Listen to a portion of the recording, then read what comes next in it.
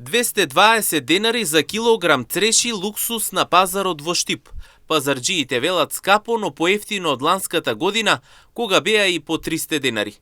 Иако за нив цената останува висока, сепак желбата да вкусат цреши уште пред задушница остана посилна од скапотијата. Наместо цело кило, велат купуваат по половина или уште помалку. Колку да се конкаат засега, додаваат тие. Црешите многу скапи, купиш јаготки 200 денари, они скапи. Ама мора да сапне нешто. Црешите уште не стасани, они не дават да узреат, само до пари да дојдат. 220 скапи. Мора да земе нешто поевтино да тражиме.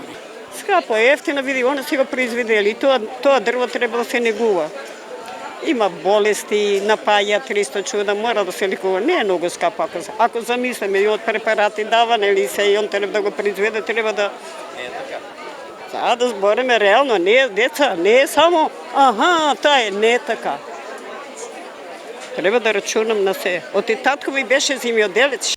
Тетка Маре од Лесковица од пазарот вели дека за неколку часа денеска продала 180 килограми свежа цреша.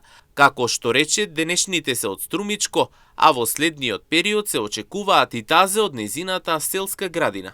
Барат ги. Ете, ја од Сабајли имаше 180 кила, заврши ги до сега. Сега колку е? 11 сата, заврши 180 кила. Тоа треба многу одгледување, се треба да бидеш, да го пратиш времето.